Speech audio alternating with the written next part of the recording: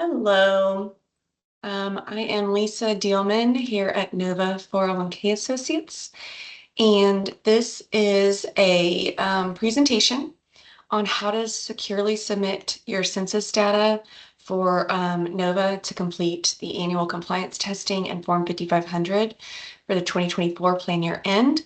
But this is the shortened version of the full-length webinar that goes over just the employee census section.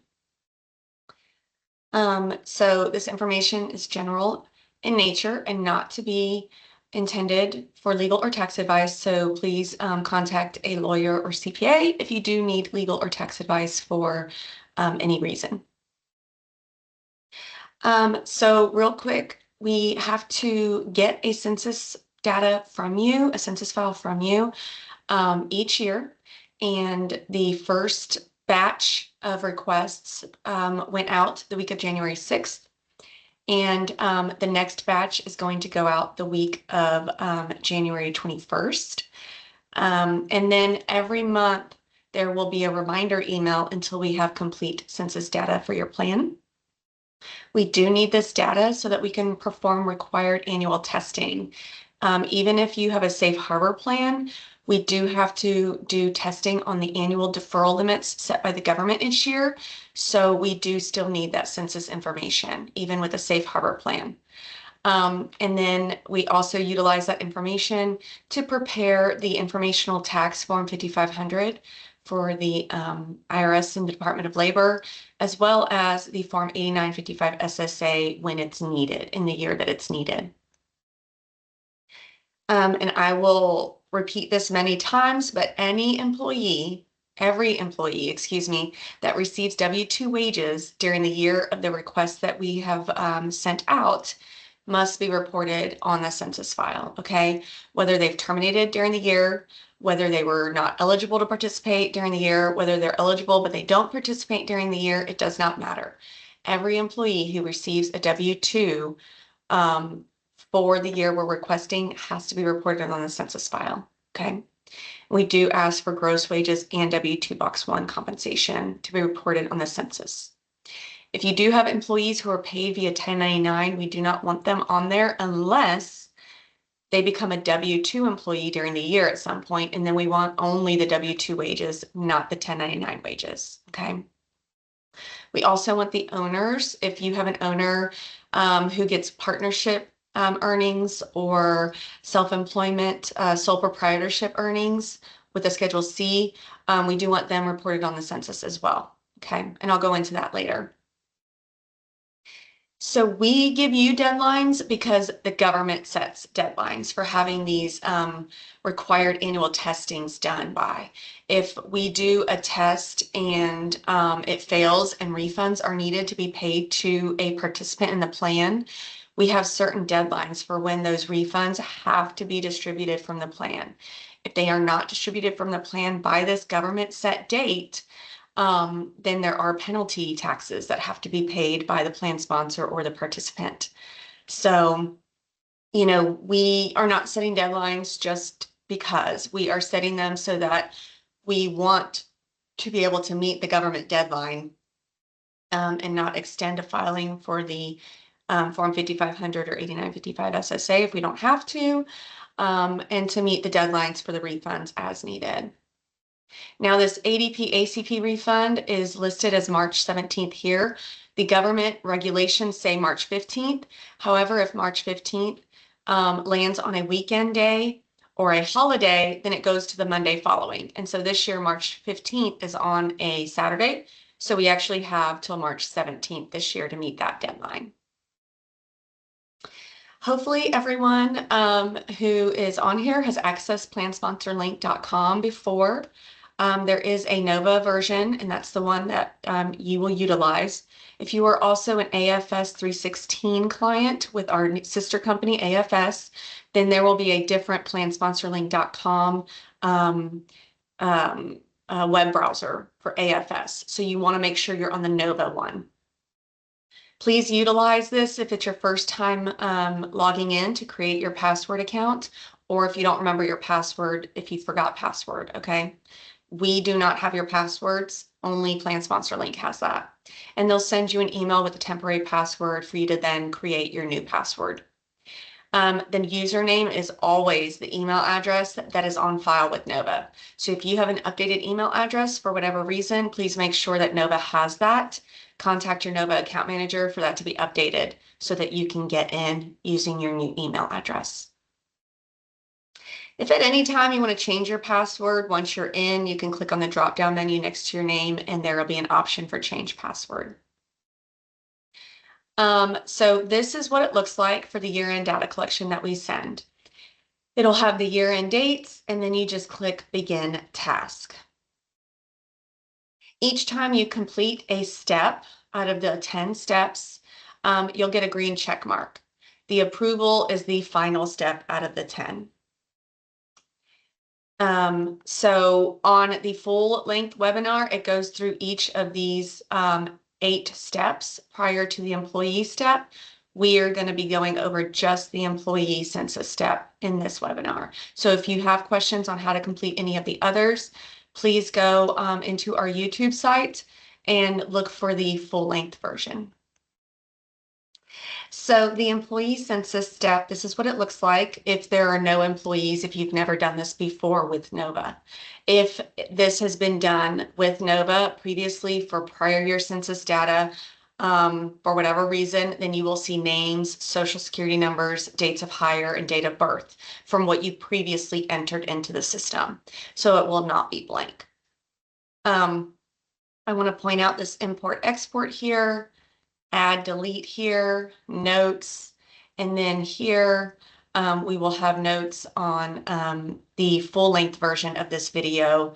We'll have a link to that as well, a hyperlink in there. So you can do a manual entry data of your people, of your employees if you want, but it is tedious. And so we really encourage you to only do it if you have like 5 or fewer employees that you have to provide data on. Back on this screen, you'll see this add delete. You can add new employees. You can delete employees who terminated in a prior year and are no longer actively employed with you. But again, if they terminated in the current year we're requesting, you do not delete them. Just provide the termination date and their census data from before they terminated during the year. But if they terminated in the prior year and they did not get rehired, then you can go ahead and delete them if you would like. If you were doing it manually, adding a new employee or just editing an employee with the updated information, do not forget about the scroll bar. There are many, many more fields underneath this for you to look at and enter data on as applicable for your plan.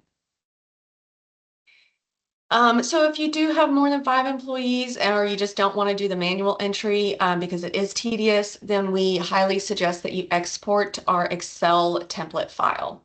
And so you would click on export from that employee census screen, and it'll give you 2 options for what type of Microsoft Excel to export, just depending on which Windows version you're using. So you'll choose which one you want, and you'll be prompted to save it to a directory within your computer.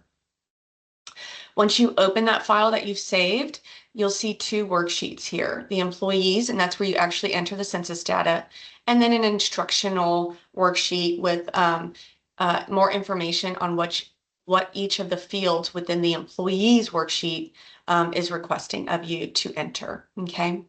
Do not delete either of these. Do not rearrange them. Do not change headers when you're in there. Do not change any kind of formatting. Literally just enter in the information that we're requesting. If you do any of the changing of format, rearranging columns, changing column headers, deleting a worksheet, rearranging the worksheets, you will not be able to then import it back into the system. Again, you need to include all employees that receive W-2 wages, all owners who receive Partnership K-1 or Schedule C income. And then once you have a draft version of that Partnership K-1 or Schedule C, we do need a copy of that. We cannot complete the required testing or any employer contribution allocations until we receive a copy of that Partnership K-1 or Schedule C, a draft copy, okay? So we cannot do our compliance testing or any kind of employer contribution allocations until we receive all of that data. If you have an employee who's still listed as active in your payroll system, but they have no compensation for the year because they were on medical leave, military leave, what have you, please add a note. So if we go back to this screen, you'll see this notes. Please add them to the census with no termination date and no compensation, but add a note here as to why they had no compensation. It can be very simple, like on medical leave, on military leave, what have you. Um, And here is a guide for more details of the employee census worksheet of what each field has. So on that file, you'll have the instructions worksheet, but it's very limited in what details we provide. If you want more details on what each field is looking for, there's this online version that we highly recommend that you utilize, okay? So when you are within the employee census file, you want to check the dates. This is very important if you have a rehired employee. We do require 3 different fields of dates for that rehired employee. We need the original date of hire, the new date of rehire, and the most recent date of separation. Okay, so if they've separated in the same year that they rehired, then list that. If they separated in a year prior, but then they were rehired in the current year, or what have you, we need that most recent date of separation listed. We have to have all 3 of these fields completed on a rehired employee. That's very, very important for vesting reasons. Um, so once you do that, if the date of separation is in a prior year than the current year of the census file that we're asking you to complete, the system will give you a warning when you re-import the file into the plan sponsor link. That is fine. The warning is just a warning for you to double check that your information is correct. If the date of separation is correct, because that's the most recent one, whether it's from 2022, 2023, whenever, then that's fine. Leave that date of separation. It's just a warning. It will accept it. You will be able to save it and move on. Okay. Excluded employees. So if your plan document excludes employees of a certain classification or what have you, we do need that information on this census. There are columns for that. So you want to mark a Y. If you leave excluded employee column blank, that's an automatic N for no. So you only really need to mark a Y if there are any excluded employees for whatever reason. And the Y, of course, means yes. So you want to either enter in the job classification or the company division. You don't have to do both. Pick one of these columns for why that person is excluded. For instance, do y'all exclude a certain division within the company? Do you exclude interns? And that's a job classification. Do you exclude someone because they're salaried or hourly employees? Do you exclude them because they are a part-time, seasonal, temporary employee? Whatever the reason, please enter that either in job classification or company division based on what works best for the exclusion within your system. We have a lot of columns for excluded compensation. These only have to be completed if your document states that any of these compensation types are excluded, okay? Some plans do not exclude any compensation, so you don't have to do anything with these columns. You only need to complete these columns if your plan document lists exclusions. And your adoption agreement will show that, which you can get from Plan Sponsor link and go look at it.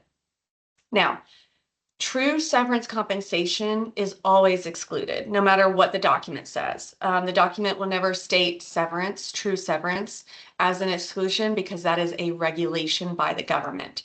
So even if the document does not state that clearly, if you have a participant, an employee who received true severance compensation, not just their final paycheck after their termination, but true severance, we need that listed under severance. All of these, whether it's just severance or any other type of excluded compensation, If you do exclude that and you list that here, make sure it's also included in the gross compensation column. Gross compensation column, the field should equal true gross compensation, okay? And then you would pull out whatever excluded compensation type you have and then enter just that compensation here. The reason is we take your true gross, then we subtract the excluded comp from that, but then we also need the true gross because of just how we do the testing. So we need it in both places. So if you have an employee that received only severance compensation for the year, and gross compensation is the same as severance compensation, that is totally legitimate and that is totally acceptable and that is the right thing to do.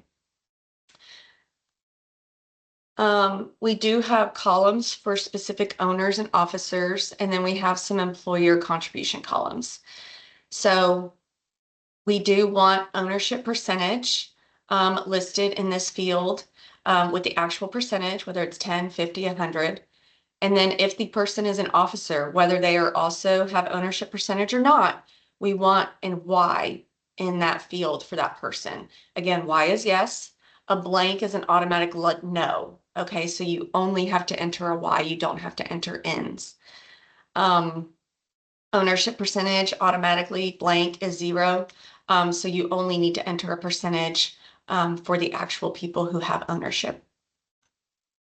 On these two types of employer contribution columns under safe harbor contribution, that includes safe harbor match, safe harbor non-elective, or QACA safe harbor match. So if you have either of those 3 types of contributions of employer contributions, that needs to be put into this column field for your employees.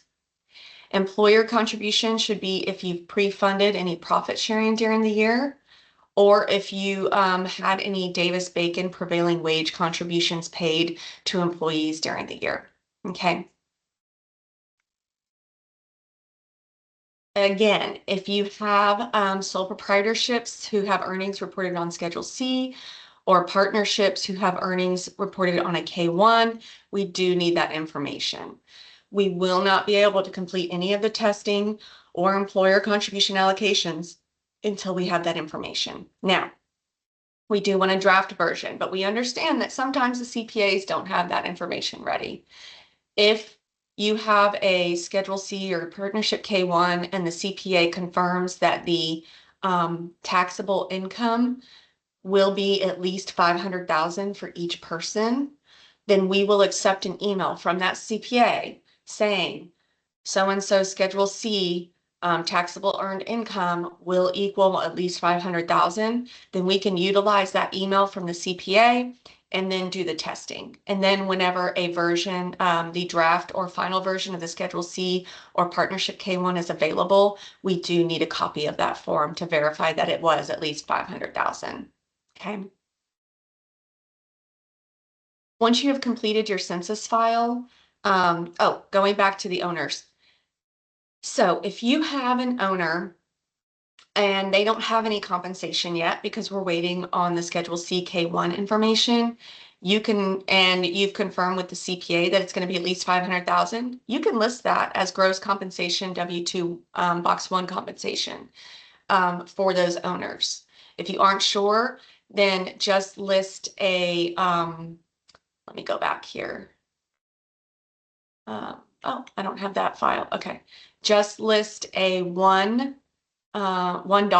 for gross compensation W-2 box 1, or for those owners and you report a contribution that they funded during the year, whether it's their employee contribution, employer contribution, both.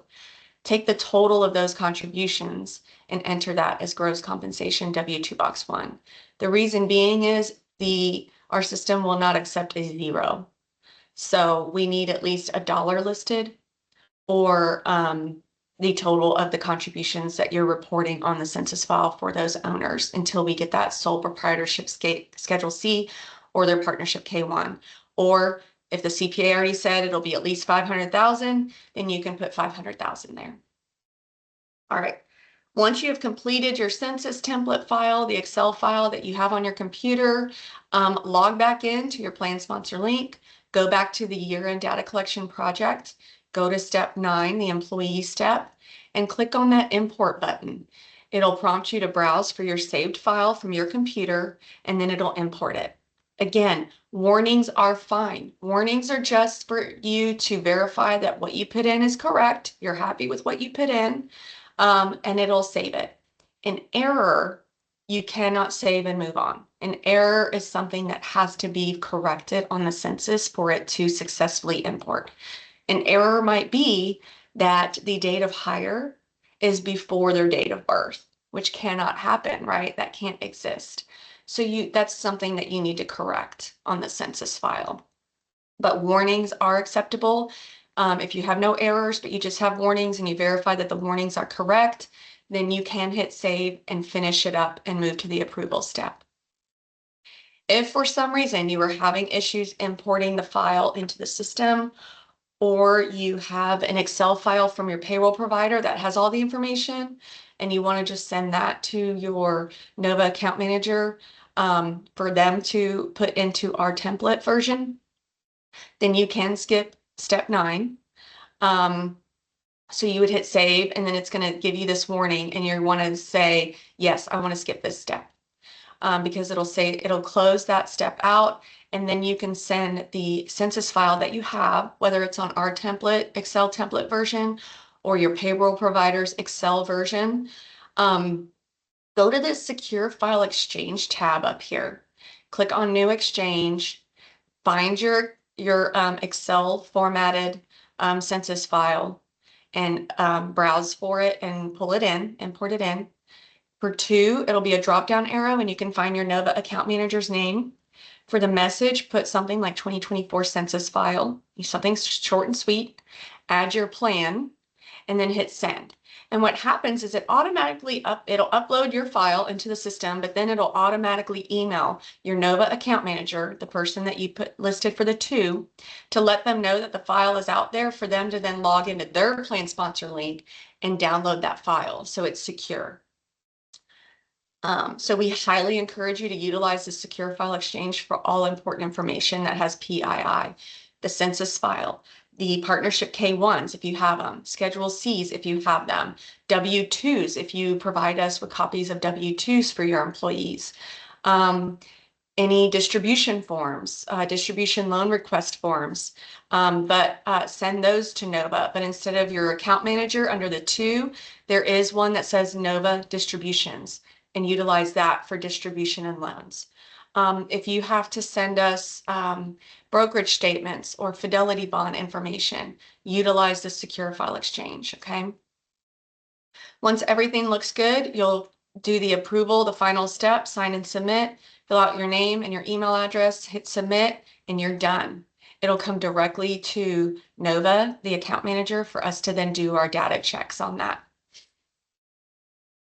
So if you have your plan assets at an outside brokerage firm that's not an online record keeper, so for instance, Charles Schwab, Vanguard quarterly statements, Fidelity monthly statements, Bank of Mellon, Merrill Lynch, and Nova is not set up to automatically receive duplicate statements from that brokerage firm, please set us up to do so. Please contact your brokerage firm and have them send those statements to Nova with our address.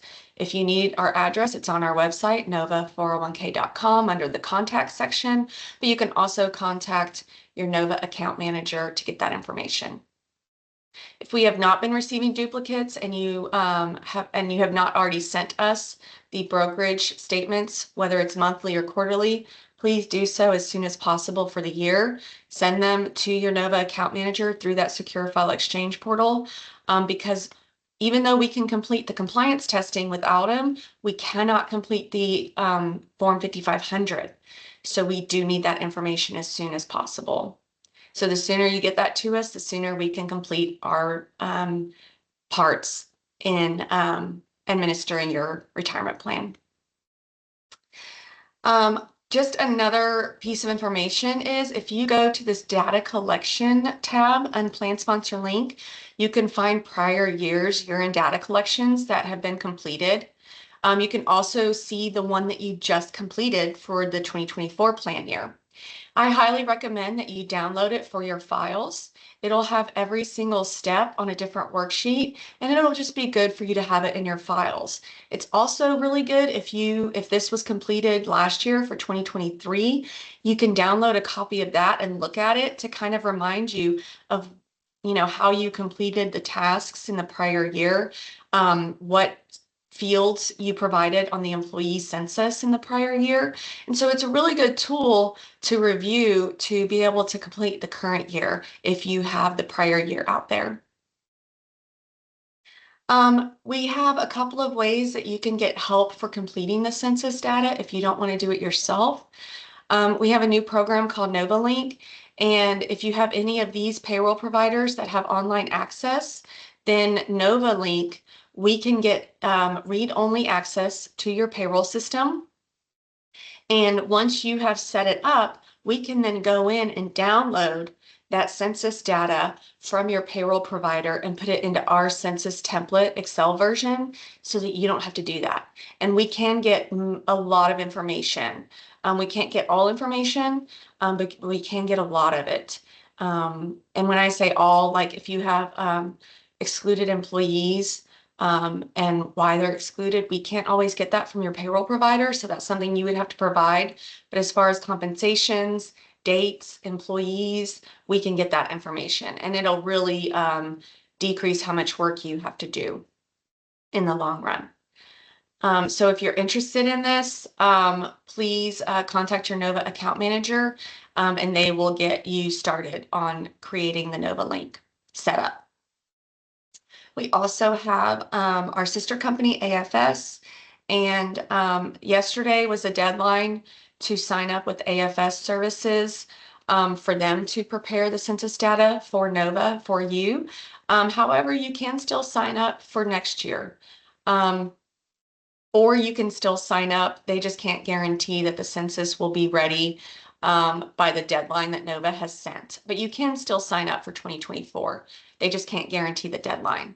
So this would be a service you can utilize if you have an online payroll provider that is not one of these that NovaLink can utilize.